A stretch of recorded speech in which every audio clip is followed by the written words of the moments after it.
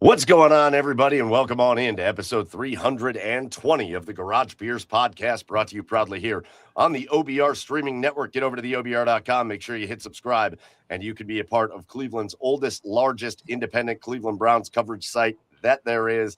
The OBR been doing it since 1999 when the Browns came back.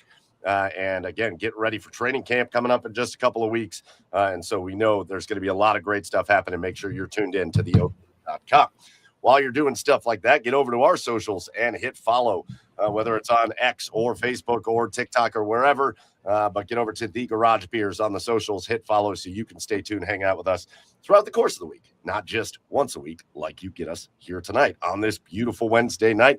Beautiful July Wednesday, where we have got a great show planned for you. We're going to get into it's another summer of LeBron. I've got some fun stuff to talk about there. We have got, I think, kind of a fork in the road coming up for the Cleveland Guardians. We got some stuff to talk about there. Might even talk a little bit about the Browns. You never know. And, of course, we'll talk about the World Cup, where it's going, and the disappointing finish for the men's national team. So we're glad you're here. You hang out with us. Grab a beer. Jump in the comments if you're joining us live. That's so nice, Chad. That's so nice. Excuse me. That's so nice. Sorry. Woof. Yeah, that was Chad. Anyways, that's a good intro. Hey, with you as always, I'm your host, Michael Keefe. Find me online at Garage Beers Mike. And with me tonight, my co-host over on the east side of Cleveland. Find him online at Garage Beers Chad. It's Chad Meyer. What's up, Chad? I got to talk through something. You're a little belchy tonight. That was one. That had a little bit of carbonation going on me. But I got to talk through something, Mike.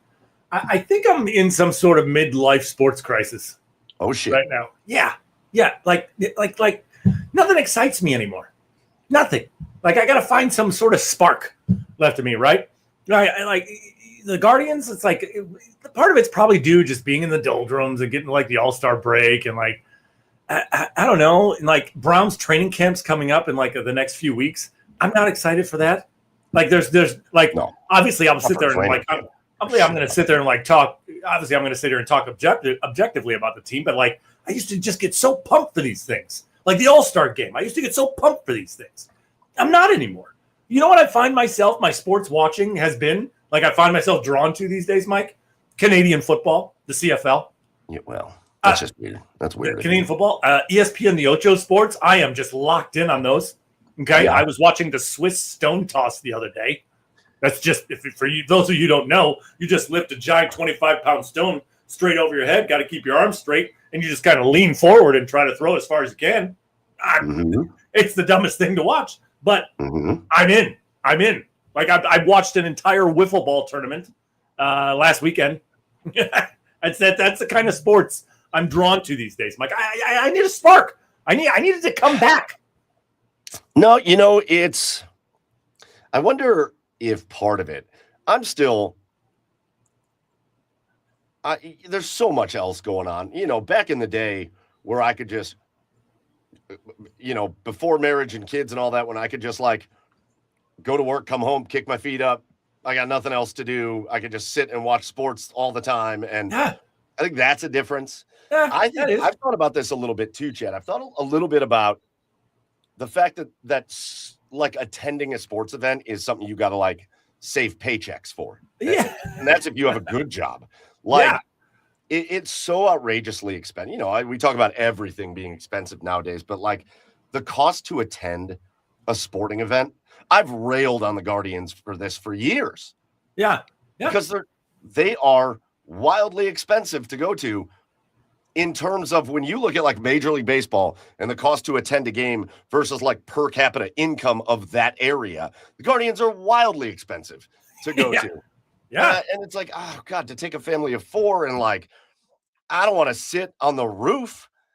So, it's like, I think attending games I think that's also part of it where like, I don't go to nearly as many games as I used to. I mean, I used to go to probably at least 2 Browns games a year. Yeah. I used to go to at least 20. I mean, I was a 20 game plan guy they were the Indians back in the day, but I went to at least 20 games every summer. As many Cavs games as I could go to. I still go to as many Cavs games as I can go to, but we also get help with that with a good ticket connection. But like, Yeah. Yeah, I always go to opening day. I might go to like 2 other games throughout the course of the summer. It's just a lot. So I Yeah. wonder if that plays into it too of like It could, yeah, for sure. I don't know. the Browns, the training camp thing. Like I'm always excited for Browns. Week 1 of Brown season comes around and I am fired up. I want to be in front of my TV watching the Browns. But like I'm with you. Like I used to go to training camps and like get excited. Yeah. But you couldn't pay me to go to a training camp. You couldn't pay me. I don't. Yeah. I think that's just the Browns, though. I think it's just like I don't give a shit about training camp until you go out on the field and show me something. I do not care. I do not care. That's literally my only thought whenever I see these training camp storylines. Is just give me to the regular season. Just give me the regular season. Like, do not care about the preseason. I do not. I'm already annoyed with 2 things with the Browns, Chad. Related to this. I'm already annoyed with whoever the wide receiver is that's going to be really good in the preseason, and then you're never going to hear from him again. Yes. There's one every year, and everybody buys into this. Like there's going to be some guy that shows up that it was Luke Floria last year and Gage Larvin, and remember Austin Watkins? I don't remember what his name was, but like training camp heroes. There's always one of those guys that everybody's like, that guy needs to play more, and I'm like, no, the hell he doesn't. And then, and no offense to this kid, because I hope he is like a diamond in the rough, but I am already annoyed with the people that are like, Taylon Green is the future because he's going to play the end of these training camp games and look like a monster. Yeah. And I'm already annoyed by it. I'm already annoyed. But he's 6'6" and runs a 4.3. Yeah. And it takes him 72 seconds to get rid of the ball. But like totally, yes, I see the appeal. I don't know. I'm with you a little bit. But I'm on the other side of it too. I still get fired up. I'm still ready to go. Like, seasons roll around. I get excited. Sure. I'm still excited for the Guardians, even though we're going to talk about them tonight. And I think they're at I think there's like at a turning point here. So we'll see how they operate. But like, I'm still excited. Sure. Whatever. I mean, it's listen, all just fun. Like when I get in, like I'm still very emotional when like in the moment, in the games, right? Like when the Browns game's going on, I'm still very emotional. But like when it's done, it's like, okay, what's for dinner? Like it doesn't bug me anymore. It's because we've had it beaten into us for 3 decades. Yeah, we've had it. Yeah. We've had a Browns colored baseball bat smashing that shit into our heads for 3 decades. Of course, it's like that. I can't be mad when they lose because if I get sad and mad when they lose, I'm gonna have to be institutionalized. Jeez. Yeah, I don't know. But Toronto and Montreal the other night was a terrific game in the CFL. It was terrific. You get Canadian football Thursday, Friday, Saturday, and Sunday. Amazing. Shout out to our buddy Justin Rowan up there and his Blue Bombers. Yeah. Listen, I get it. I don't know. Now you made me feel like I need a beer. So let's do our Garage Beers of the Week, where we drink a beer and tell you what we're drinking and give you a review. And you guys are already starting to do it in the comments. Welcome to everybody that's live in the comments, by the way. Chef Brian K. on time for once. And let's go, dude. Not only on time, but I don't think working tonight because Chef Brian K is just chilling in the garage with a cooler full of PBRs on ice. That's my guy right there. That a boy. And he put a Canadian football. He put a Canadian football on the emoji there. Way to go. Way to be topical. Yes. Drew in Brick City. We know what Drew's drinking Bush Heavies, and we know what Drew's drinking. But good evening, me and you and Joe. And shout out to Joe. It is Joe's wife's birthday, so in the interest of his marriage, he's not here. So happy birthday, Maddie. Joey is taking his summer hiatus. He might not be. It's a summer hiatus. That's fine. It's all good. We got Phil is in the house. That says hi. So if you're in the comments, make sure you stay locked in with us all night long. And obviously, we'll flash your comments up and talk about things. But tell us what you're drinking as well. And while we're getting into our beers, why don't we talk about your garage beer of the week, Chad? What are you drinking? I went with Garage Booze this week. This is a little bit different. little bit of Jefferson's Ocean in this cup right here. Little J.O. Little J. Oh, God. It is. Yeah, it's delicious. It's in the ocean. It's aged at sea. So it's delicious. I enjoy the fact that you do that. I can't remember who I was talking to, but they were like, I don't know, like bourbon in the summer. And I'm like, what? Yeah, I'm good with bourbon in the summer. I'm always good with that. 100%. Yeah. God, you ever have a bourbon slushy in the summertime? Let's go. Dude, I bought one of those slushy machines. I got hooked. TikTok hooked me in to like a Ninja slushy machine because it was like, now you could get it for 80% off. And I was like, I feel like that's horseshit. But I went to Ninja's website. It was $450 on Ninja's website. I bought it for $150. Dude, it's a real legit slushy machine. It's got like the thing and it cools it. You could dump anything in there and it just turns it into a slush. Okay. All right. Great. Oh my God. Right. Oh my God. It's great. Speaking of, I mentioned tequila before. I'm going to get to my beer in a minute, but Chad, went a little hard last night, buddy. Oh, you did. Nothing like a Tuesday night of going hard. Went out with our friends here from the neighborhood and went to a local Mexican establishment in Avon called Las Margaritas. People will know the building. It used to be ZZ's Big Top forever. That was a great bar. Now I was really mad when it closed, but then they brought in Las Margaritas, and they make the strongest margaritas anywhere, and their food's delicious. So I'm okay with it now. I'm all right. Okay. Have you had the food sober? This is a key question here. Yeah, no, I'm sober first. Okay, gotcha. Gotcha. So anyways, I have a margarita. He asked if we want a refill. I'm like, sure. Usually that's good. Boom, done. Fine, good. 2 margaritas. Fine, I'm good to go. But then he starts bringing out shots of tequila. And we're like, why'd you do that? So now I've got a couple margs in me, shot of tequila. There's kind of a big yard off to the side of this place. So the boys got their baseball mitts out. We're playing catch. I walk back there with them. The World Cup game was on last night. It went to penalties. We went inside to the bar to watch penalties. He starts dishing out shots again inside. Dude, by the time my night was over, I was bleeding. From where? I tried to hop over a fence and I fell on my face. Oh. And I cut all the way down my leg on the top of the fence. So I've got blood dripping down my leg. I don't even know where this came from, but like right here on my chest, I've got this massive like sore spot bruise thing going on. My arm is all bruised up. I don't know what happened last night.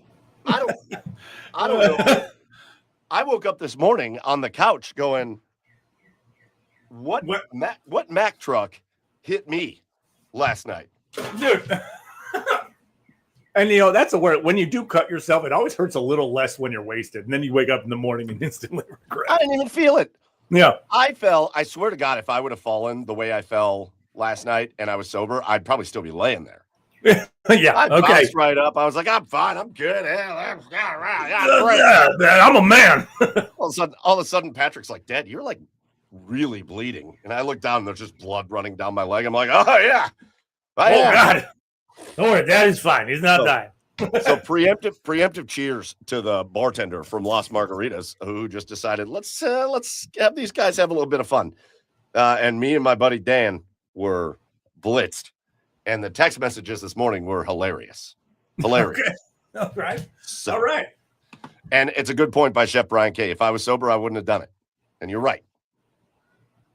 And I'm glad I had the experience. Fair. My beer of the week tonight, I went over to Cleveland Heights. And I was trying to remember if I had beer from this brewery as I was standing in the beer store. And I remembered I did, and I didn't like it. Not because the beer was bad, but this is a beer from Boss Dog Brewery in Cleveland Heights. And they make, if you've ever seen the can, they make the Jobu beer that has Jobu from Major League on the front. I did not like it because it was bad beer. I didn't like it because one of my very few beer types that I don't like, I do not like jalapeno spicy things in beer. It's two things that are just not, in my opinion, supposed to go together in my mouth. Yeah. Sure. So, Jesus Christ. It's just not my favorite thing.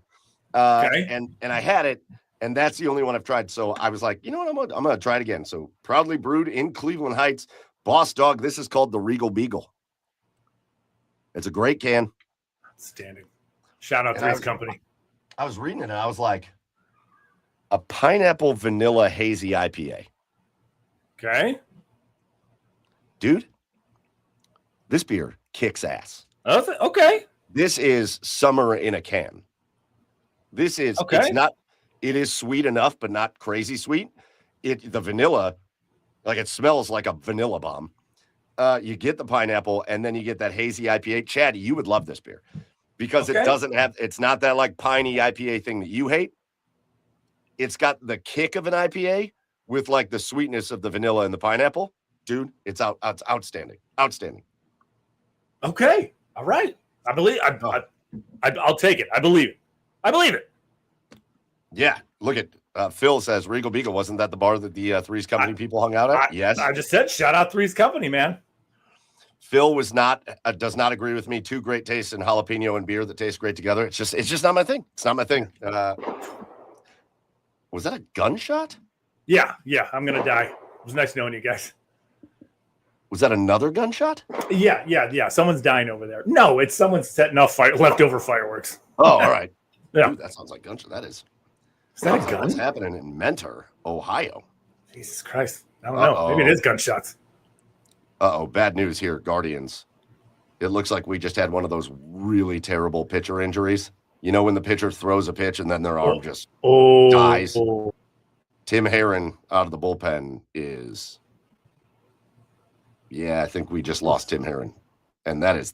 Right. Listen, I know Tim's been a little bit inconsistent this year, but the Guardians do not need to lose bullpen arms. And I believe 100% that they just... I mean, the way he's walking off, they immediately came and got him and took him out. I think this is going to be one of those really bad. All he did was he got hit. All right, never mind. I'm sorry. I didn't realize it. He got hit with a ball. It was a line drive. Oh, okay. Well, I mean, still bad. Still bad. But... He used his left elbow to deflect the ball directly to first base. Oh, nice. Okay. Well, a little redirection action. At least he got the out. He is hurt bad. It hit him right in the elbow. All right. Well, it's not one of those terrible. Well, it might be a terrible injury, but it's not one of those like no contact crazy ones. All right. Hopefully he's fine. All right. Anyway, God, you can see him. He goes, fuck. Yeah. Regal Beagle. If you see this from Boss Dog in Cleveland Heights, buy it. It's really good. If you like nice, refreshing, delicious beers. Shout out Larry. Shout out Larry from Three's Company. You horny son of a bitch. Oh, he was. Oh my God. Those are our garage beers / drinks of the week. You guys keep putting yours in the comments. We'll flash them up. But now let's dive in. Let's dive into the meat and potatoes of episode 320. And let's start with the fact that we're sitting here smack dab in another summer of LeBron. And I know we've talked about it, but he always continues, gives you more to talk about. Yeah. Oh yeah. And there's more and more in the Cavaliers and they're in the thick of things. So here's what I wanted to start with, Chad. Yeah, sure. It's been reported by Shams that there are currently 5 teams that have their name in the running for LeBron James. So, Chad, what I wanted to do is go through these 5 teams and be like, what's the appeal? And then why does this not make sense? All right. Okay. So the first team, and I'm going to go in order of teams that I think make the least amount of sense to teams that I think make the most amount of sense. And I'll give you my reasons. So the first team on this list, but apparently they're in the mix, the Minnesota Timberwolves. I think from a basketball perspective, it makes sense. And I would imagine teaming up with a guy that could probably pretty fairly be compared to in his prime Dwayne Wade, even though I don't think he's quite as good. But Anthony Edwards, I think probably has a bit of appeal to LeBron. Sure. I do not think it has as much appeal after they make that weird trade for LaMelo Ball. Like, I do not understand that trade at all. Why are you bringing in a guy like LaMelo Ball to put next to Anthony Edwards? That does not make a lot of sense to me. You also traded away good parts there. Naz Reid was in that deal. It's my pipe dream that the Cavs wind up with Naz Reid at some point. I love him. I don't know why you'd get rid of him. Julius Randle gone. And then there's the I just cannot imagine LeBron would be like, yep, I'm going to Minnesota. Like, I think there's no shot of him being like, yep, you know what? I'm going to go up to Minnesota and play in Minneapolis for the Timberwolves. I cannot believe that would happen. Yeah, I can't see him in that. I think that's the biggest reason it doesn't make sense to me, right? Because I don't know. You look at LaMelo Ball, and I know you didn't understand that trade at all, but it seems to me that the Timberwolves needed a playmaker outside of Ant Edwards. And I know LaMelo. I'm not saying by any means that LaMelo Ball is like elite in the NBA, but he is a guy that can create for himself. So I don't know, but from a basketball standpoint, it's a talented starting five if you add LeBron in there. But Minnesota, I can't see him living in Minnesota for the entire season. I just don't see it. I just don't. I don't want to be talking smack about LaMelo either. I think he can be a fine player. I think he's just overly inconsistent, and he's got some injury issues, and I don't see it. I don't. I see the Anthony Edwards appreciation, and I see saying, all right, well, hey, Rudy Gobert is a really good defensive player. Otherwise, though, there's not a lot to me that I'm like, yeah, that's going to be a big draw to LeBron. So Jaden McDaniels, is that he's anything to write home about? I mean, he's pretty good. Yeah. Listen, Minnesota they got as far as they got last year for a reason, but like, I don't see it. I don't see it. I don't see this being an appeal for LeBron. Yeah, sure. Although I do think Anthony Edwards is a major appeal. All right, next team that makes just no sense for me in my head, the Golden State Warriors. And report is that they're still trying to sign LeBron, but the report is that they do not really believe they're in the running for LeBron. And that makes me happy to hear because, one, why does it make sense? Because I think LeBron thinks playing with Steph Curry would be a dream, and I think it would be. Sure. But it's not the same Steph Curry. It's not. I've been trying to think of this for a while because, like, you don't really fear Steph anymore the way you used to. Yeah. Like, Steph, in my opinion, was the most feared player that I remember the Cavaliers having to go against since Kobe and Shaq. We're like sure. in the mix. Sure. Like you would fear going up against Steph because that shot goes and it's going to go all night long. He is the best shooter I've ever seen play basketball. Yes. Yeah. I mean, if this were 7 to 10 years ago, this would make all the sense in the world. Like I would be terrified of LeBron joining Steph and Clay and Draymond but right now, no, it doesn't make sense at all. Not to mention, I don't think LeBron would want to go there anyway because he's so calculating and he cares so much about his image. I think he knows if he went to Golden State, he would get the KD treatment. Yeah, imagine him putting on that uniform. Yeah. No. Like, I got to imagine that even makes him cringe a little bit. Like yeah. After all the battles he had, no, it doesn't make sense. Would I understand it?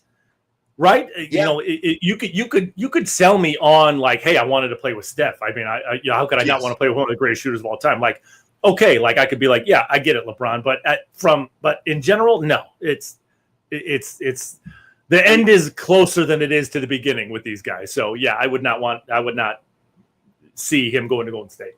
And LeBron and Draymond have been tight forever. I heard somebody talking, like somebody that talks basketball, talking like, well, apparently like LeBron and Draymond have kind of buried the hatchet. There was never a hatchet. There was competition, and there were like real feelings that happened on the court during those runs. But LeBron was boys with Draymond back then. Yeah. Like they go way back. So I could see that factor playing in too. No, you can't go put that jersey on. You cannot go put that jersey on and trot out there. No shot. By the way, somebody did pose the question, if it meant LeBron coming back to the Cavs, would you be okay with the Cavs signing Draymond Green? Yeah. Oh, sure. Yes, of course I would. Yeah. What? Why? What? Yeah. Draymond off the bench. I'll take that all day. Yeah, he kind of fits a role. He kind of fits like that defensive toughness, like he kind of fits that Dean Wade role that's vacant. So, leadership ability kind of deal. Like, I'll take Draymond in a heartbeat. leads the league. He's not as good as he used to be, but like he's fine. Yeah. I'll take it. Leads the league in nut shots, whether it be via hand or foot. Leads the all-time record. I would say like hand jobs and foot jobs is what we're saying then. Yeah, HJs and FJs. Yeah, leads the league in those. Absolutely. Look, I agree with Phil in the comments. Like Cavs could use a villain type. Yeah, I buy that. Yeah, Cavs are too damn nice. Everybody on the Cavs I like. I don't want everybody to like everybody on the Cavs. Yeah, although James Harden could be villain type if he kind of went there. Like everybody hates him. I don't hate him, but everybody. Well, he did say that we were the better team in that Knicks series. Totally. Yeah, the better team. They cut off his comment he was talking about when they play chess after the game. Yeah, that's right. Oh, gotcha. Totally. Gotcha. Analytically, they won that series, and I don't want you to ever forget that. That Jalen Brunson, terrible at chess. Yep. Idiot. He's probably so good at chess. Damn it, that guy being awesome. Damn it, being awesome. All right, scratch off the Warriors. Now we get teams that I think could make a little sense, although I still just feel like this one is gross. Philly. So they've obviously spent their summer making moves, right? They make the trade, Paul George, a whole bunch of draft picks. They bring in Jaylen Brown. So now they've got Tyrese Maxey at the point guard, Jaylen Brown. They got Joel Embiid if he can stay healthy. There's some stuff going on there. There's some players that Philly should be a pretty good team, assuming health. And that's a big assumption with Joel Embiid and even Tyrese Maxey. It's a big assumption. But they've also brought in like a pretty awesome core of like wild athletic guards off the bench that like Philly's going to be tough. They're the team that like, to me, they're of the dark horse teams like the Timberwolves or I think it's more dangerous that LeBron picks Philly. I would be so surprised. I think there's real appeal on the court. I would be so surprised if LeBron just went to a team that he has no connection to. What do you mean? There's no. The last because he and Jaylen Brown have a relationship. He has a relationship with 1,000 dudes across the league. Sure. Like I was just wondering, what do you mean with a connection? There's nothing legacy wise for him in Philly. There's no storyline there for him in Philly. Do I think the team is good and he could make them really good? Yes. But then the other element of it there's been so much talk about LeBron. LeBron is thinking of his happiness and having fun and he's always thinking about his legacy and his story. There's nothing legacy Philly. There's not. It's just he's just going to go don a weird fourth jersey that everybody in 30 years everybody's going to be like, you guys remember when LeBron played in Philly for those 2 years? It's weird. It just doesn't do much. The last two teams on this list make a lot of sense legacy wise. This doesn't, and that's why to me, like, I feel like I'm not worried about it. You saw was it their owner or their GM? I can't remember who went on with Rich Paul on his podcast and like made a pitch to get LeBron to come there just like yesterday. Yeah. I thought Anthony Lima from 92.3 The Fan made a terrific point this morning where he said, the minute you see the Cavs out there lobbying on a podcast for LeBron is the minute you know they're probably not in the running for LeBron. Sure. I feel like that's what Philly's doing right now. Like, we feel like we're not really in it, so let's just get out there and get on Rich Paul's podcast. I don't know. That doesn't make a lot of sense to me. I'll tell you something right now. From a basketball standpoint, he makes more sense in Philly than he does in Miami. Like if he's truly looking to like try to go win a championship his last year, it makes a lot more sense with Jaylen Brown, Joel Embiid. Obviously, you got to throw Dean Wade in there. He was the important part. Like he's probably the tipping point to probably get LeBron to go there. Yes. But Tyrese Maxey, VJ Edgecombe, like this is like if you add LeBron in that mix, it's a deep and talented roster in Philly. So I think he makes basketball wise, he makes a lot more sense. But I mean, you're right with the legacy. Yeah. I mean, you also got to think about the other factors too. You got to think about like if LeBron has a bad game, you got to think people in Philly turning on him, that atmosphere in Philly, the scumbags over there. I don't know if he wants to be in that environment. You know, if this is truly a happiness-led decision for his, which right, pretty much his last year or two in the league. Yeah. This is a happiness-led decision. I don't know that he's going to be that happy. Everything outside of being on the floor. On the floor, I could see him being very happy. Again, it's a deep and talented roster in Philly, but everything outside of that, I don't know. I think you're right. Of the 4 teams not named Cleveland, Philly's probably the best spot on the court. But yeah. I think the other stuff matters. I think the other stuff matters, and I just don't. Sure. I don't see it. I don't see it. And I tended to agree with the people that we're talking about Jaylen Brown like, I think Jaylen Brown's a good number 2 guy. Some people talk Jaylen Brown's like the guy, like he's going to be a franchise. I don't know. I think he's just a good number 2 guy. He's a good number 2. He's a great number 2. I think people had some wild opinions on, like, people said there was reports that like his trade value around the league was not as high as some people were kind of making it out to be. And I'm like, yeah, because he's not Jason Tatum. He's not Anthony Edwards. He's a good secondary kind of guy. He's a really good one. He was like Pippen, right? You know, when Jordan wasn't there and Scotty was the guy, they still won, 56 games? Something like that? 50, 60 games? I think it'd be really interesting to see him in another situation. Now, he's still going to be surrounded by good talent, but I also think in that Boston situation, not only, and I know they didn't have Tatum a lot of the year, but not only do you normally have Tatum and, you know, whatever bigs they're trotting out there, but you have this lineup of other guys, Derek White and Peyton Pritchard, that have massive gravity when they're on the court. Like, I think his job was easier as a Boston Celtic. I wonder what he's going to look like away from that. Yeah. Yeah. So, anyways, Philly, I would be very surprised if LeBron picked Philly, not from a basketball perspective, but from a story perspective. It would shock me. So then it brings to the last 2. Miami. I agree with you, Chad. From a basketball perspective, we're talking about a Miami Heat team that is basically right now Bam Adebayo, Giannis Antetokounmpo, and guys. Yeah. Yeah. Like right now, the Miami Heat are built as if the NBA outlawed the 3-point shot. Like Davion Mitchell's a pretty decent player, but like, and I anticipate once LeBron makes his decision, there will be a lot more moves and a lot more signings, and you'll start to see some of those guys come off the board. But right now,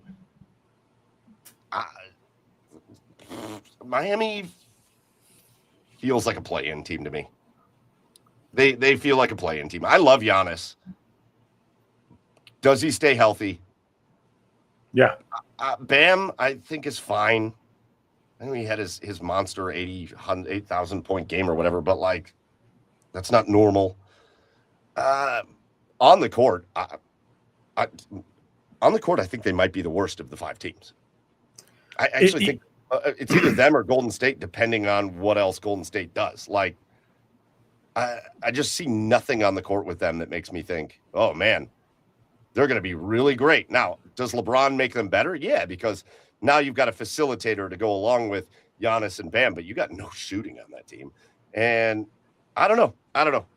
But I can see now it's the opposite, Chad. I can see the story. He at least has a storyline in Miami. He went down there and did something really cool with Dwayne Wade and Chris Bosh and Ray Allen and Mario Chalmers and Norris Cole and those guys. Zydrunas Ilgauskas for a hot minute. He has a story in Miami, so I could see him being like, yeah, I would go back. I liked playing in Miami, had great years there. I'm going to go finish my career down there. I could see it. I could see that. I just, on the court, I think it's a very rough outline of a good basketball team. Yeah, I don't know. It's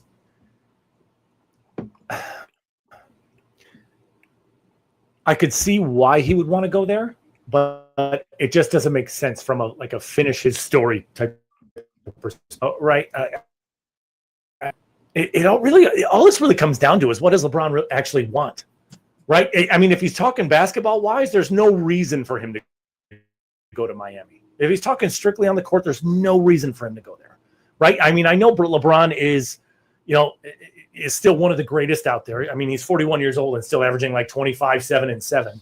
but he's not the guy anymore that's going to take like a 2007 Cavaliers team and drag them to the finals. I know that's not Miami, right? I know that's not Miami, but this Miami team isn't exactly the most talented basketball team, like you pointed out. So he's not going to be the guy to carry them all the way deep into the playoffs anymore if they don't have help on that roster, if they don't have some depth on that roster. And right now they just don't. It's just not there.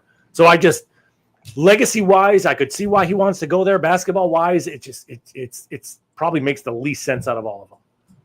Oh, man, fun inning going on in Minnesota right now. Chase DeLauder just hit a single to give the Guardians a 4-3 lead, and then they ran a squeeze, and Brian Rocchio just dropped down such a perfect bunt, scored a run easily, and the pitcher couldn't make a play at first, so that was awesome. Safe. I agree. So then it brings us to the last team on the list, and the last team on the list is the Cleveland Cavaliers. And on the court, does it make sense? Of course it does. This is an Eastern Conference Finals team. I don't think they're anywhere near as bad as the last 3 games of that Knicks series. I think had they found a way to hang on and not blow game 1, I think you're still talking about the Knicks winning that series, but I think you're talking about them winning it in 6 or 7 and not 4. That game 1 just ended the Cavs season, basically. But we're talking about Donovan Mitchell, who to me, people were talking about, like, what do we see the fit with Donovan Mitchell and LeBron James? And in my head, I'm going, I kind of see Kyrie Irving and LeBron James with Donovan Mitchell and LeBron James. I think they would fit very well together. I think of LeBron James and Evan Mobley, and I think Evan Mobley is just better with LeBron James. He's just going to be better.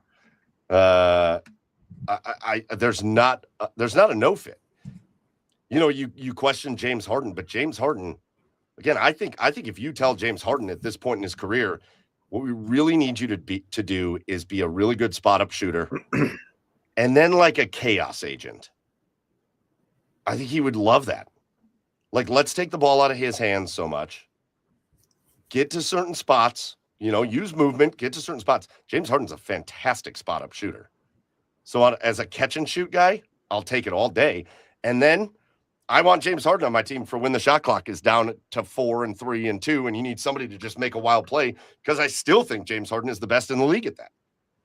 He has the wildest end of shot clock antics of any player in the league, and he's still elite at that.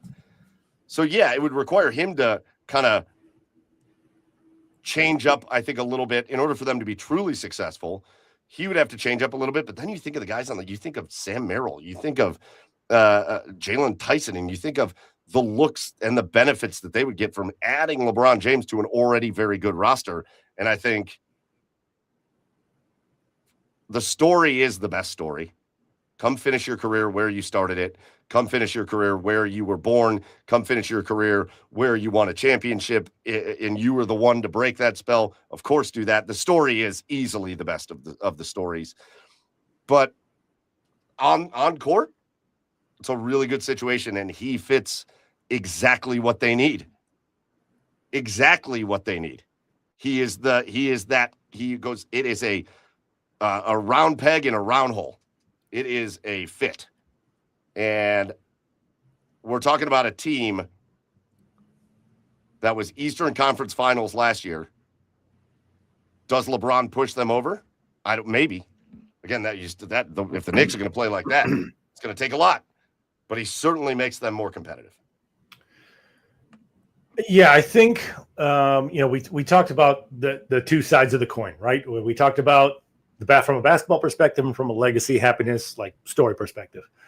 Philly, obviously, to me, Philly makes the most sense basketball wise. But if you're talking about a full balance of things, I think the Cavs are the most balanced of those two sides of the coin, right? Like it's. Yeah. Real quick, Chad, I want you to go back to this point, but we don't let this stand. Look at this comment. Look at this comment in the comments from some troll on Twitter. Hey, Uncle Rods is back. You're a bitch. We don't want you to watch the show. Go watch something else. All right. Act like we're just going to come into the comments and talk like that. Get out of here. Get out of here, you fool. Amazing. Loser. All right, go on. Yeah, it's the most balanced of the two. I mean, if you're looking for a great roster plus a good legacy and a good story, I mean, Cleveland makes the most sense out of all 5 of those teams. So I think, I think the Cavs make the most sense. Will he do it? I don't know. He's going to just drag it out because he loves just dragging things out, keeping his name in the media and in the public eye. And we're getting LeBron's golfing stories. We're getting LeBron's out at his restaurant in Akron, dancing and having a drink type stories. So much speculation. I wonder if he's going to just go for a walk around the block, and they're going to speculate that he's going to go to the Cavs now. So yeah, listen, the Cavs have to be the favorite in this regard. I don't know what he's going to do, but it's also not surprising. You know, when they made the trade for James Harden, there was a report that James Harden and Donovan Mitchell, one of the first things that they were doing was starting to recruit LeBron to Cleveland. Like, this was their plan all along, from a player's perspective. And then you see, like, you never know what to make of anything, right? You got the posts, you got the cryptic stuff. LeBron's golfing. Sure. I don't know if you noticed, but LeBron's posted stuff golfing today, and all the Cavs were golfing at the same time. Like, Max Strus is golfing, and Donovan Mitchell's golfing, and like everybody was golfing today. All the cryptic weird things that you don't know whether to read into it or not to read into it. But from the perspective of the Cavaliers, LeBron coming back, Chad, like you said it. What did he average last year? 23, 7, and 7, close to it. Yeah. That makes your team better. It makes your team better. He single-handedly dragged them to a playoff series victory last year. Just dragged the Lakers to a playoff series victory. LeBron makes the Cavaliers a much better basketball team, even at 41 years old. Sign me up. Yeah. And then there's the thing. And then there's the thing that I don't know what to read into it. Because the big news for the Cavaliers, something that actually happened this week, Donovan Mitchell signs an extension that I did not think there was a chance he was signing. Yeah. Like, I didn't think there was a chance Donovan Mitchell was signing this extension. Really? I thought he was going to sign it next year. I didn't think there was a chance he was leaving. He's been pretty damn clear that he wants to be here. He likes it here. I think somebody made a really good point online that the Cavs can probably thank Jalen Brunson for that, because I think the only place he would have wanted to leave the Cavaliers for would be the Knicks. And now the Knicks, Jalen Brunson turning into what he's turned into, like, I don't think the Knicks would really even approach Donovan Mitchell at this point. So I don't think there was any chance for him to go. But next year, he could have gotten an extra year. He could have, I think by signing his extension this year, he forewent like $80 million that he would have had potential for next year. Like, everything about his contract next year would have been enormous. And he signed it this year, and it saves a ton of money. It puts him in a position where, like, it just makes me feel like, I wonder if he knows something's coming, and he's like, yeah, I'm signing this deal, and something's coming, and we're going to roll with it. I mean, if reports are true, he's been involved in all the Cavs offseason discussions. So, yes. Yeah, he knows. He obviously is in the know about what Kobe Altman has planned. So, yeah, I would not be surprised if something's on the horizon, and that's something. It feels like the only thing that's on the horizon with the Cavs is Harden signing his deal, just kind of waiting to see what LeBron does, and then LeBron coming to Cleveland, because I don't really think there's anything else involved that involves the Cavs other than this. So it's I think if he signed it this year, because I think this is a really good sign. Like, all signs, all vibes, like you heard Windhorse say, are pointed to him coming back to the Cavs. If I had to give my prediction, yeah, he's coming back, because why would Don leave money on the table like that? If something wasn't going on. So, especially a significant amount of money, and $80 million you said? I don't understand why he would leave that money on the table unless he knows something is up. So yeah, it's if you're trying to read the tea leaves here, as they say in sports media, it feels like all good signs are pointed towards the Cavaliers' direction. Yeah, it would be. First of all, I hate I think one of my least favorite things on the planet now is Kalshi. I hate it. People act like it's a predictive index of anything. It's just people are like, well, Philly's now the leader for LeBron on Kalshi. That's just because people in Philly are making bets. Like, what are we doing? What? Yeah. That's not how it works. Right.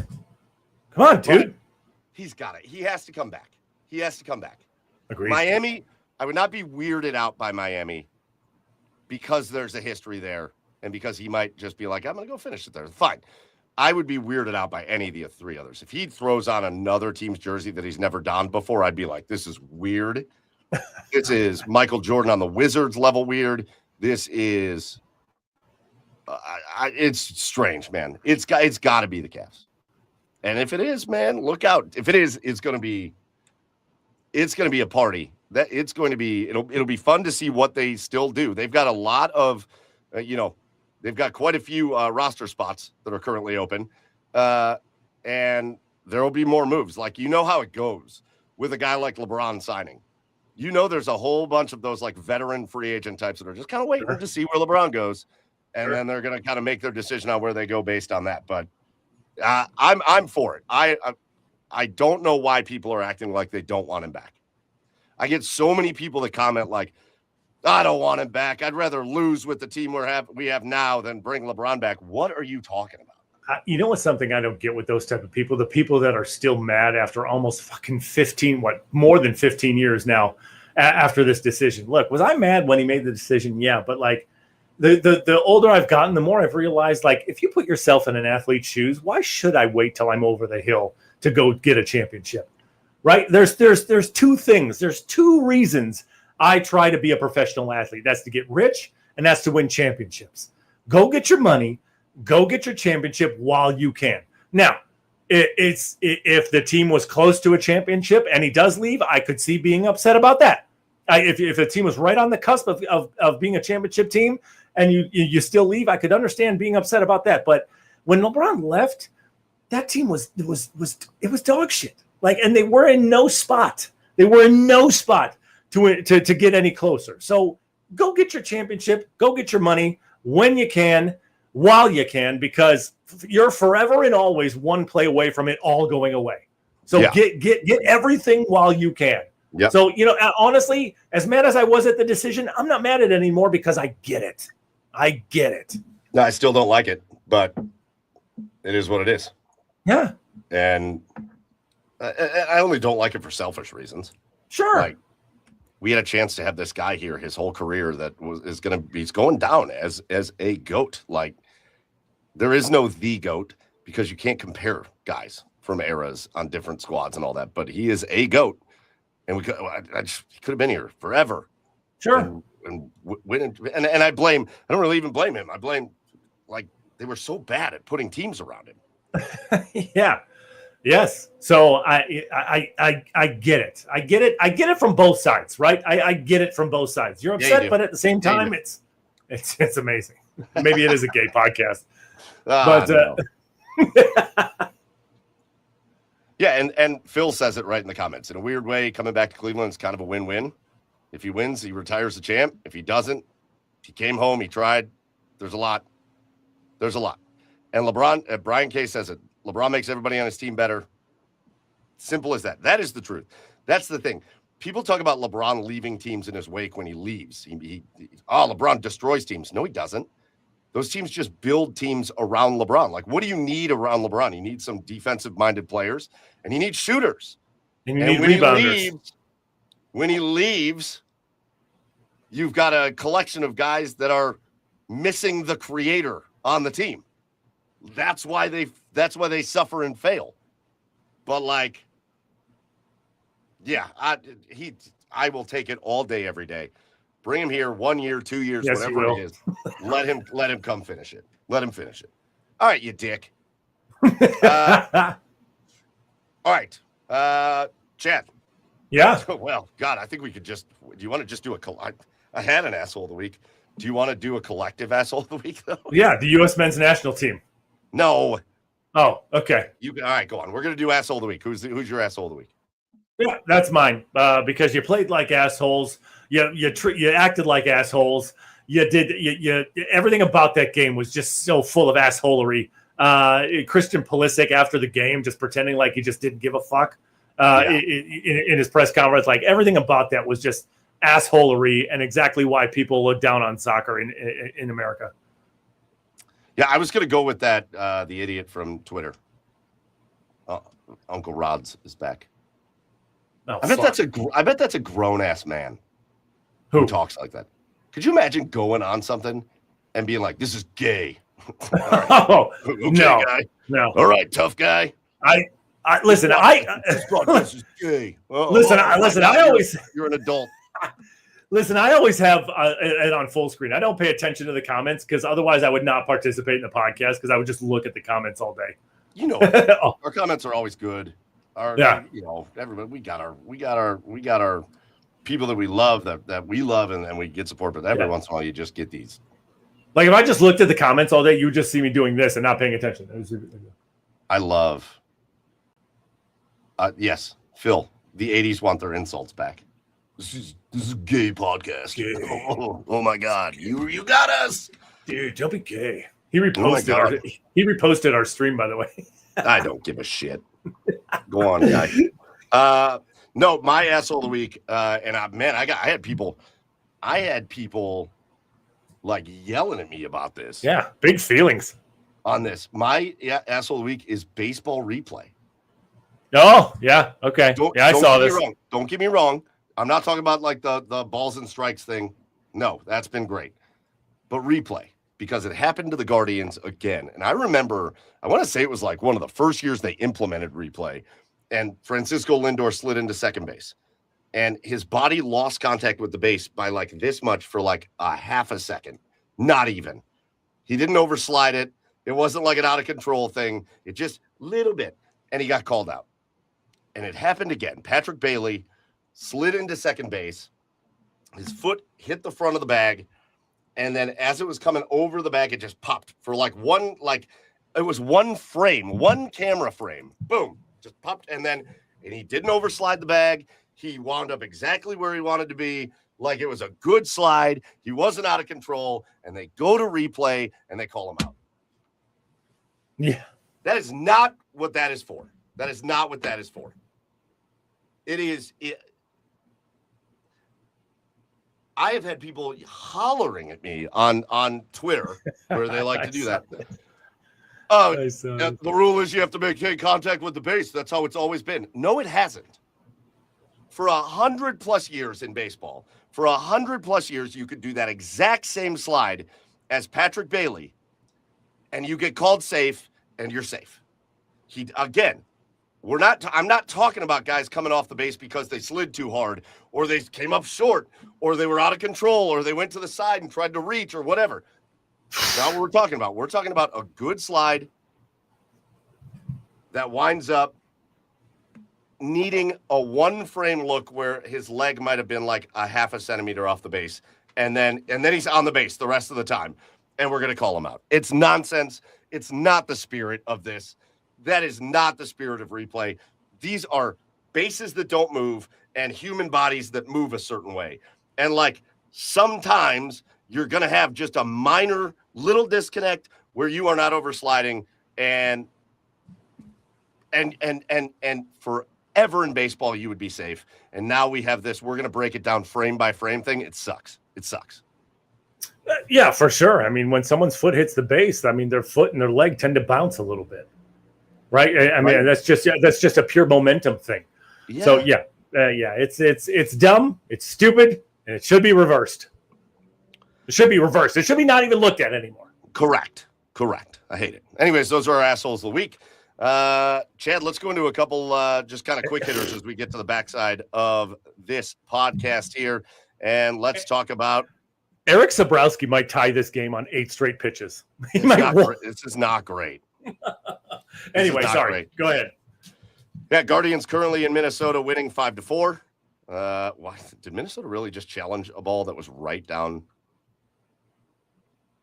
the middle? Yes, they did. Idiots. Guardians are winning 5-4. Eric Sabrowski has walked in a run. He is now 3-1 on Clemens, He threw another strike, and all of a sudden Eric Sabrowski's throwing strikes. So we'll see. There's one out. Hopefully he can get through this and get out of this inning. But I wanted to talk about the Guardians a little bit, Chad, because it feels like, I think a lot of things that are just constantly sitting in the back of people's minds is an ownership change coming soon, and David Blitzer, and we know it's coming, and what does that mean for the team? And then you look at the team as they're situated. Oh, he just walked in. You look at the team as they're situated now, and they are right there at the top of the Central Division. The Central is bad this year. Tigers suck ass. The Royals are terrible. The Twins are terrible. The White Sox are pretty good, and the Guardians are pretty good. And that's where we're at in the division. And it makes you wonder, at what point, considering potential future ownership change, at what point does this team make an all-in kind of move? They're not going to. Hold on, wait a minute now. Can I put this up here? Hey, screenshot this. Uncle Rods apologizes for calling this podcast. Screenshot that, man. Post it, Rods. All right, buddy. All right, brother. All right, you're welcome. You're back in the party. At what point do they make a move and go all in? At what point? And again, I'm not expecting something crazy, but like at what point do they make an all-in kind of trade here at the deadline where they find a team that's bad, that has a really good player, that they can dump some, like you've brought up so many young players now, that maybe we can start dumping some of the young players, even if they're really good, and move. I see the second comment. I'm not putting that on the screen, idiot. Even if they're really good, start going all in on a season. Like, I feel like this is the year where you could use bullpen help. You could use another starting pitcher. You could always use bats in this lineup. Like, this is the year where, like, you're going to be neck and neck. The White Sox aren't just going to go away. So you're going to have a neck and neck situation with a team coming down to the wire to try to go to the playoffs. And then you want to try to make a little noise in the playoffs. Like, at what point are we going to say, all right, David Blitzer is going to make a call and be like, hey, I'm taking this team over. I'm going to be paying the payroll. Let's go all in. Like, when are we going to do it? When David Blitzer finally takes full control. Until then, they're not going to do it. They don't do it. It's not their MO. It's not going to happen. If it does, I would be completely shocked. I will be completely shocked. And this is the dangerous game that they play when they do business the way that they do, because they suffer a few injuries and they kind of roll with what they've got. That right there, they don't make panic moves like this. They trust in their system. They trust in their development. They trust their guys. It's just not going to happen. It makes all the sense in the world. If you're trying to win championships, obviously, common sense would tell you, yeah, we need to make a move for some guys. It's not going to happen. So will it happen when Blitzer takes over? God, I hope so, because it's never been more obvious that this team needs some sort of shakeup until they get their injured guys back. But Blitzer's like, I know we're doing this thing of like when he takes over, but he's there now. Like, he's making calls for the team now. He's not the majority. He's not the majority owner yet, but he's in on, like, when we talked about like Jose extensions and stuff, he was part of all of that. Okay. So, like, go on. Well, if that's actually true, then yeah, they should do it now. They should do it now. Yes. There's we talked about it time and time again. I mean, the point of owning a sports franchise is to try to go win championships, and your team is at near the top of your division, which, by the way, the Twins, if they take the lead and win this game, they're going to be just a game behind the Guardians. They still stink. Here's Josh Bell, a guy that has hit great his entire career, and then when he was in Cleveland, he just forgot how to hit. Love that guy. Yeah, he just popped out to center. Hell yeah. Maintain the tie. Yeah, I agree with you though. Like, think about where you're at, right? You've got to make hard decisions on some guys. Stephen Kwan sucks. Like, hard, terrible. He's terrible. Yeah. He's good in the field still. He is an awful hitter. You got to make a decision on that. You don't have a shortstop. Like, please get Gabriel Arias out and forever. Like, he's not good. I would be okay if you said, you know, we're going to stick with some of these young guys. We really want to, we want Khalil to stay up and in the lineup. All right, fine. Sure. He's got potential. Kyle Manzardo's been terrible. Yeah. He had a hot stretch, but all of a sudden he's back to like the third lowest OPS on the team. That can't be your first baseman. Yeah. You've got guys mashing in AAA right now. You've got guys mashing in AA right now. You've got guys, you've got good young prospects that you can trade away to try to get this team over the top, because all that matters is a World Series championship. This is an organization that always has valued its prospects over winning championships. Yeah. It's ass backwards with the way you're doing things, because if trading Angel Janau or I don't know, Juan Brito, Cooper Ingle, whoever nets you a championship, who gives a fuck that you traded away those guys? To end the longest World Series drought in Major League Baseball right now, it is completely worth it. Yes. You can always find young guys. There's so many baseball players in the world. Listen, what are the names that are coming up? Like, and this is the going all in type of thing. Now we'll see, because the Astros kind of are hanging around a bit, but like Yordan Alvarez is a guy that is very much rumored for them to be having on the trading block. Go make a move for Yordan Alvarez if he's on the trading block. Send him whatever they want. Yeah. Like, and that, what? Oh God. That's always a frustrating part with this too, is because every trade deadline you hear, oh, the Guardians were in on this power hitter, the Guardians were in on this starting pitcher, and they weren't. They weren't serious about it. Are the Angels serious that they might want to deal Mike Trout? I know he's older, but he's still amazing. Go get him. Yeah. You make a go all in move. Like I think people are going to talk about pitching and starters and stuff, and obviously Tarek Skubal will be a name on that list. That is not a name I would anticipate them to be in on, because you're talking about a guy that's going to want and has earned probably a record-setting contract in the offseason. So like, that's not going to be beneficial at all. Plus, but the Tigers aren't trading in the division. No, but there are gonna be guys out there. You are at a fork in the road, and you have operated one way, and you've been successful at it. You've been successful at it, operating the way you've operated to get you just good enough to where you're at. But it's been since what? 2016, 17. When they made the signing of Edwin Encarnacion. That was their last like all-in move. Right. And they haven't done another one since. Nope. Like I think a decade later, where you've got this really special core group of talent. Travis Bazzana is amazing, and Chase DeLauder is amazing. You still have Jose, and you've got Brian Rocchio is playing like an all-star. Like, you've got a special group. So maybe they do have a shortstop because Brian Rocchio is playing well. But like, you've got this kind of good, solid group of guys. Go all in. Go all in. And Rusty says in the comments, plus there's not going to be a 27 season. Yeah, it's true. That's true. Good point. Hey, if it results in a salary cap, I hope that does happen. But they got to go. This is the year. This is the year. Go all in. Go all in. Yeah. Who's got expiring contracts in the MLB that you can pay for, so you can start all over when the 28th season rolls around? Yeah, right. Exactly. All right, we'll see. They're tied right now. Minnesota, top of the 8th inning. Manzardo up, swinging wildly at pitches. It's great. All right, Chad. Next topic. You brought it up. It was your asshole of the week.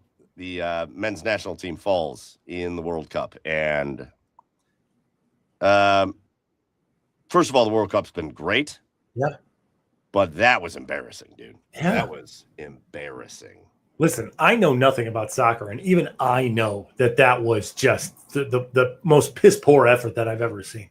They look like they didn't even belong on the same field as Belgium, Mike. They didn't. They like the lights were shining, but didn't. the lights were like the brightest, and they just shit down their leg. Right? I saw the tweet, the James Franklin tweet, and it's so appropriate. Beating the teams that you're supposed to beat, and then just not even getting off the bus against the better teams. Not that Belgium is like, the top team in the world, but they're a better team than what they played in their group, and they failed. They failed miserably.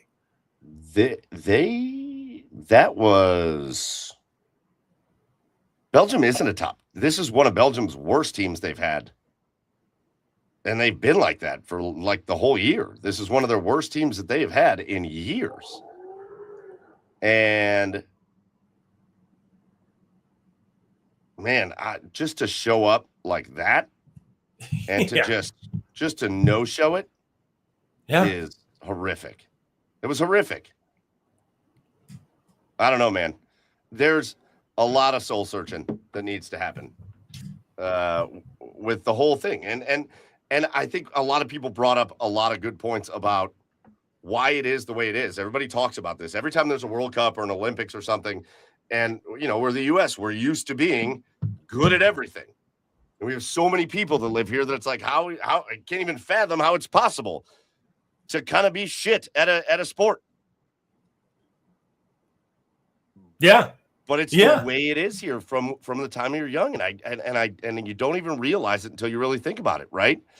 Like all these other countries, these kids are growing up from all walks of life. They're growing up playing soccer, and in this country, from an early age, our soccer programs here have been just taken over by the travel. Sure, and you have to pay $3,000 to get your kid on a soccer team, and like now you're not getting a whole segment of the population that could be great at soccer, and it's become like a country club sport here. That's what it is. It's a country club sport. Like when you want to know why it's not good, it's a country club sport.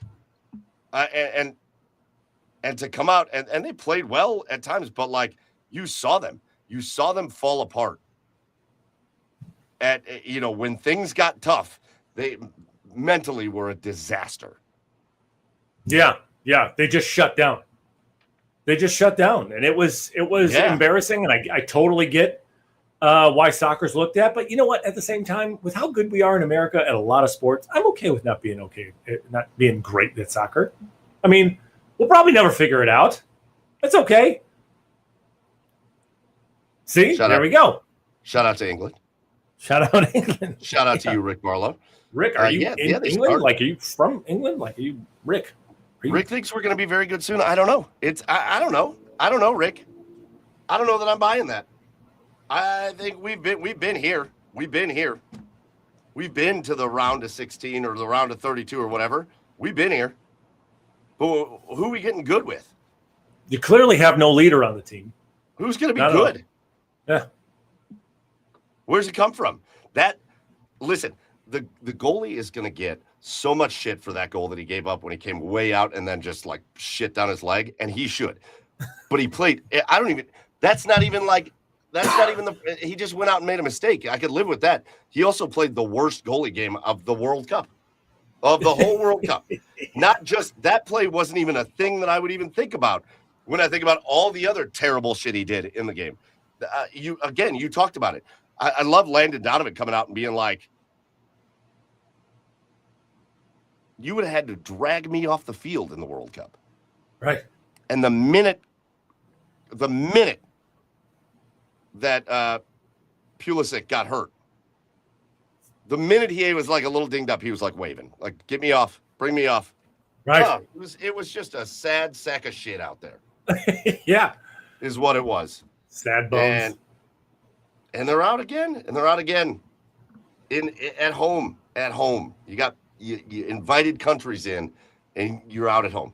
And that means all three of the host countries went out in the same round. Mexico, Canada, USA, gone in the same round. But at least Mexico put up a fight. They sure as hell did. That game was great, wasn't it? Yeah, it was. Which is funny because Mexico was not playing great coming into the World Cup. Yeah. And they were awesome in the World Cup. Yeah. But it leaves us with this, Chad. Okay. We have got 8 teams left. France and Morocco. That's tomorrow at 4 o'clock. Spain and Belgium. That's Friday at 3 o'clock. Norway and England. Saturday at 5 o'clock. Can't wait for that. Argentina and Switzerland. Saturday at 9 o'clock. Those are your last 8. Yeah. Obviously, Norway and England's the best matchup out of all those. Yes. France is just a machine. I mean, I know Morocco's had a great run, but France is just a machine. So I think they win that one. Spain should beat Belgium easily, no? They should. Yeah. Yeah. I mean, if there's anything we've learned in this World Cup, who knows? Yeah. And I haven't watched a single Switzerland game, so I have no idea how they are. So I'm just assuming Argentina's going to win that one. They played the single most boring game. Oh, Switzerland played the single most boring game of the World Cup. Okay. All right. And they won in penalties, but it was dull. To say the least. Yes. Fair enough. All right. But it's got to be. I mean, France is killing everybody. Yeah. Like France is killing everybody. Argentina's looked bad all the way through. They got lucky against Egypt, and frankly, Argentina got lucky against Cabo Verde. Yeah. You know what? I don't think Egypt got screwed over like they're claiming. You gave up 3 goals in like 7 minutes. Like, you're not getting screwed over. What a run for Cabo Verde, though, dude! Like, you have nothing to hang your head about. That was awesome. I think that England and Norway game. I mean, maybe England. Maybe, hey, Rick, man, maybe England. Maybe this is the year. Which, by the way, Rick, are you in England now? That's what I just got. As he said, in England, we started at a very young age. I'm like, are you up early for work? Like, where are you from, dude? You staying up late with us? Maybe England. Maybe England is gonna break their, what was it, 1960 the last time they won the World Cup? Maybe they're gonna break it. Yeah. Yeah. Rick's coming to us in the comments live from Manchester right now. I've become a Holland fan, though, by the way. Erling Holland. Holland. Unbelievable. That dude's just a badass. And he's like the true liver king. He just doesn't say it. Like, just eats beef liver and heart and just Jesus Christ. Yeah. He's like raw cow testicles, just seasoned. Yeah, dude. Maybe they get by. Maybe they get over. Shout out to Dan Byrne from I'm a Newcastle guy, Rick. So, oh shit. Dan Byrne. Shout out to him. Rick's signed off now. He's like, no. He's like, fuck you, Michael. Maybe, yeah, correct. I liked you guys a little bit ago, but you went straight Beatles, and I love that for us. Right. I don't know, man. France is the best team, easy, but Argentina. That last 15 minutes, they were unreal. You never know when Spain's going to come around. And look like themselves. They beat Portugal, but Spain doesn't look great, but you never know. And who knows? Maybe it's one of these other. Maybe Norway can make a run. Maybe Erling Haaland is just going to put them on his back and carry him all the way. He could, man. He could. That dude is the fucking. I just hope the games from the group stage to the knockouts, this has been amazing. It has been spectacular. I hope these games, these last few rounds, don't disappoint. Like, I hope it is just the same shit over and over of just wild antics and loud crowd noises and all that leading up to that last game in New Jersey, because the World Cup has been like, I can't peel myself away from it. Today I was like a crack addict needing my fix. There's no World Cup game today for the first time in forever, and I'm like, I don't know what to do with myself. So hopefully these last set of games live up to what the first set of games has brought up. What are you looking at, Chad? Sorry, I'm back. You back? Yeah, I'm back. Just looking at a lot of. What do you got? Yeah. All right. What the fuck are you doing? What are you doing? Nothing. Anyway, I was just looking at the comments. Oh, yeah, don't do that. Yeah, these guys are losers. Yeah. Like, it's cool because these three douchebags that are commenting on Twitter that nobody can even see, by the way, it's fine. But these three douchebags are, I don't know, they're losers. I can't get rid of them because it's Twitter, and it's fine. They're all just talking to each other, and I'm sitting here just like, all right. I don't give a shit. Cool. Yeah, go on. Making Auschwitz jokes. Like, imagine making Auschwitz jokes. Nah. It's douchey. And these are, again, I bet you $100 these are grown men. $100. Without a doubt. $100. Without a doubt. These are grown ass men just being douchebags. That's cool. We're used to that. That's fine. Yeah, whatever. Are we? I don't know. Like I said, I never really read the comments. Like, hey, listen, but this is a special night that I don't know. I just decided to start reading the comments. We get a lot of comments. We have a lot of people that hang out with us every week, and they're usually all very cool. And then, Twitter's that place. It's like Facebook. It's just that the pit of despair over there. So that's cool. All right. Chad. Yo. Other things that are disappointing. U.S. men's national team is just a known disappointment. Sure. A known disappointment on an every 2 to 4 year basis when we're talking about Olympics and national things, international things and all that. Come on. What are comparable disappointments, Chad? Comparable disappointments. Comparable? Oh God, I don't know comparable, but I was just thinking of like life's little disappointments, like when you hit every red light when you're already late. Son of a bitch. Like there's one thing like that.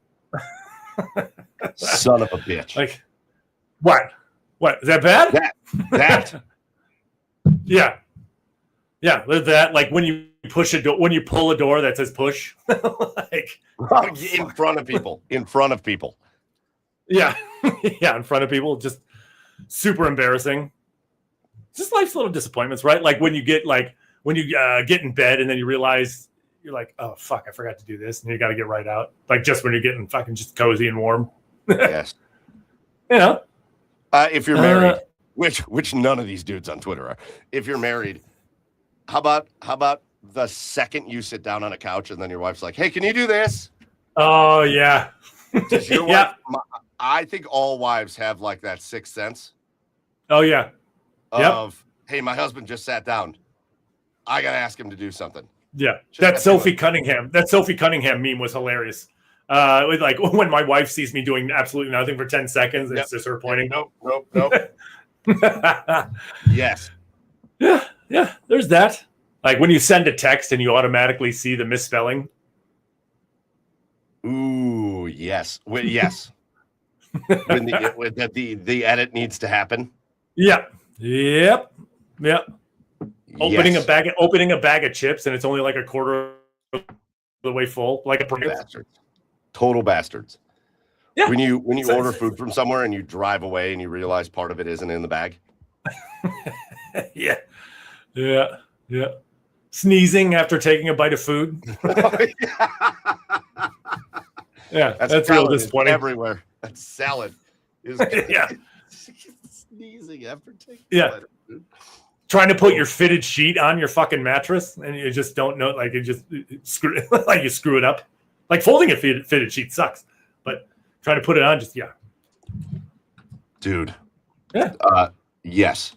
There's a bunch of shit like that, When you were charging something, but you realized it wasn't like fully plugged in and it's just not charged. Just not. Yeah.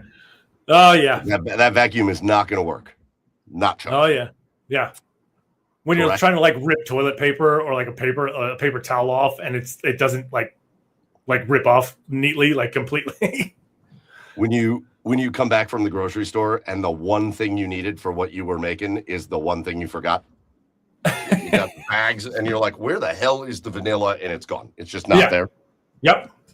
When you're in a traffic jam and you switch lanes that you think is moving and it just stops. Like Office Space. Yeah. It's perfect. All good.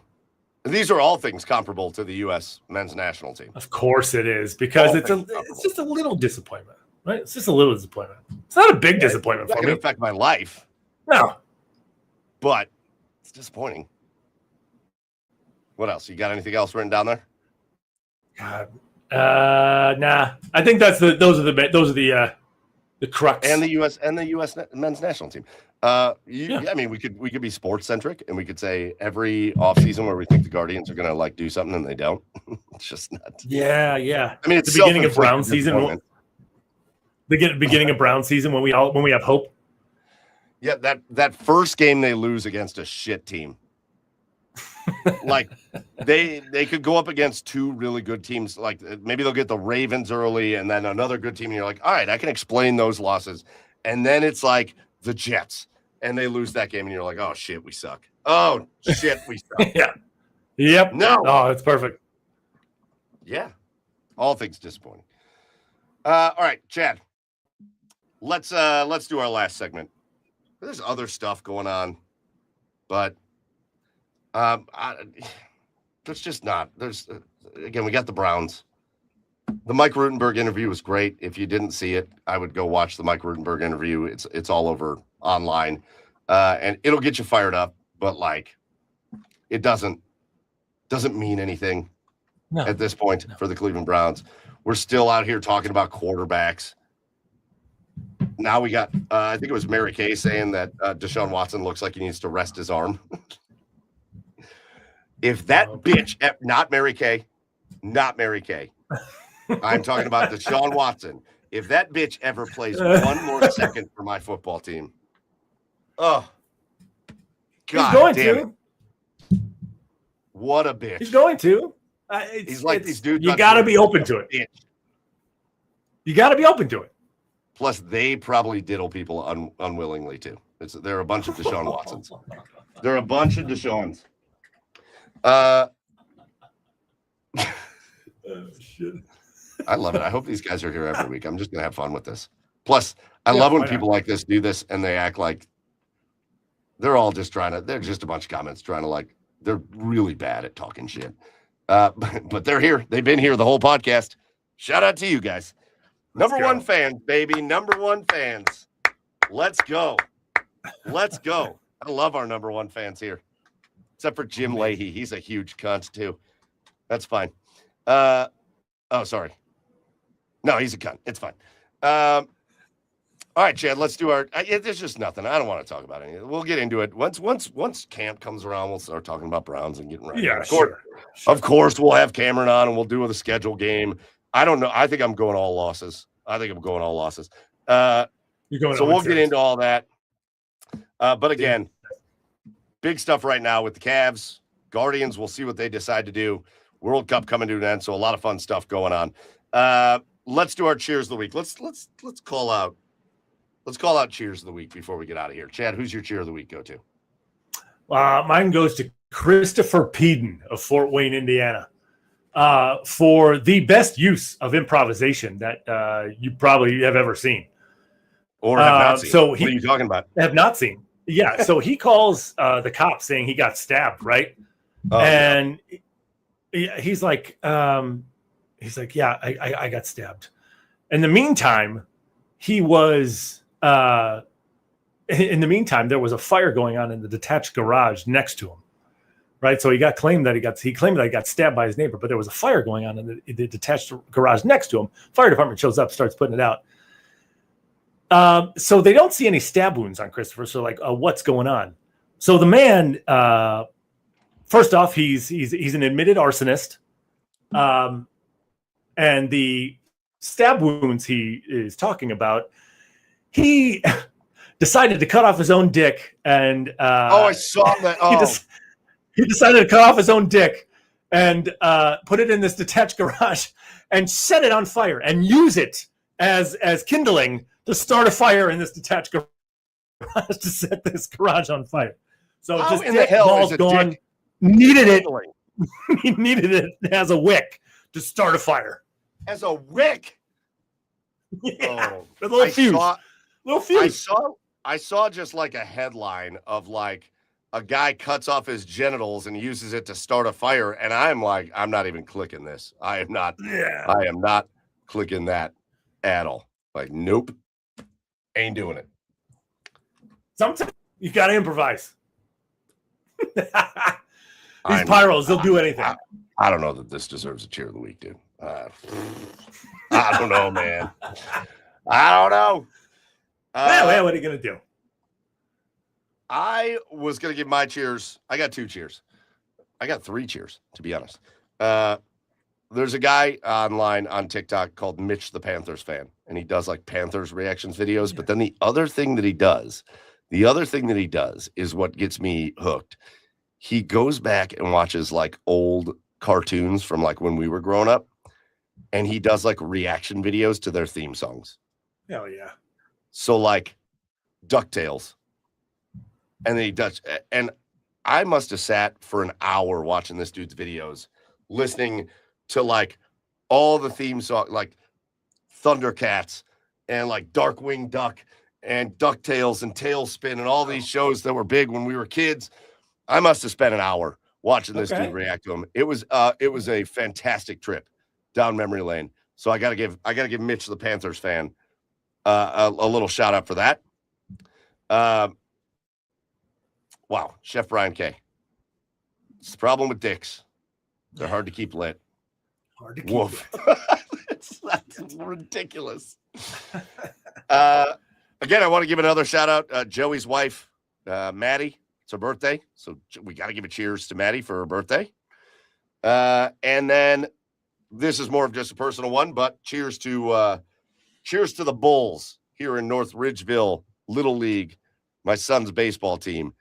We just got done with our season. We got a playoff game tomorrow, but we got done with our season, and it was awesome. It was a dream come true for me to coach my son's baseball team. You know, and if you've watched us for a long time, we've been doing this for over 6 years. If you've watched us for a long time, you know that this is the first year that I haven't been doing most of these podcasts from a hotel room.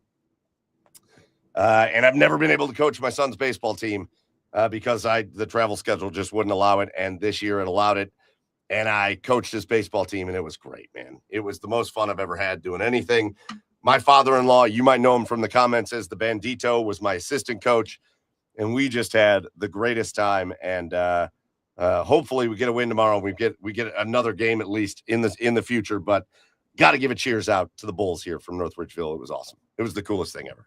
Truly, Chad, it was the coolest thing ever. Nice. There you go. So, yeah, those are my cheers. All right. Anything else before we get out of here, Chad? Anything we missed? Nah. I don't know. Oh, congrats to Bizana for being named an All-Star. Oh, my God. We didn't even talk about the All-Stars. Bizana, Kate Smith. Yeah. And Messick and Parker. Yeah. How about Parker Messick and Bizana? Boom. Rookie All-Stars. Get it. And if not for maybe some missed time, Chase DeLauder would have been in that mix too. Yeah, for sure. So love it. And he actually still could be. We'll see who like pulls out of the All-Star game. So we will see. But yeah, shout out to the Guardians. Shout out to the Guardians All-Stars. Shout out to all of you guys in the comments. You guys get to cheer, most of you guys, except for these bitches from Twitter. These grown-ass men in their mom's basements thinking they're being funny. You know what I'm going to do? I'm going to make a gay. This podcast is gay. Oh, okay, guy. Nobody likes you. That's why you don't get invited to things. That's why you're at your mom's house right now. Oh, God. I just don't give a shit. I don't either. But sometimes you got to call them out. Sure. Like, it's kind of the nice thing. You know, we got our group on YouTube and Twitch and all that, and they're just good dudes. Look at all these. They have so many good comments. And then here comes the X crowd, and they're just douchebags. So everybody except for them, even though shout out to them for, you know, being our number one fans and staying for the whole podcast. Really love you guys for the support. But really to the awesome people that joined us live here tonight, we love you. We appreciate you. It's our last order of business to give out our thank yous. If you didn't join us tonight, if there's ever a week you can't join us live, remember you can catch us on Apple, Spotify, YouTube later. So make sure you're tuned in to everything Garage Beers. Big shout out to the OBR for hosting us. Get over to the OBR.com. Make sure you are subscribed to Cleveland's oldest and largest independent Browns coverage site, especially, again, we are just 2 months away from Browns season. So we are getting there. So make sure you are tuned in there. And that's going to do it for us here on episode 320. For Chad Meyer over on the east side of Cleveland, go follow him at Garage Beers Chad. For Joey, who couldn't be here, at Garage Beers Joe, I am Michael Keefe at Garage Beers Mike. Go follow the show at The Garage Beers on the socials, and we'll see you next week for episode 321. Until then, though, as always, cheers, everybody.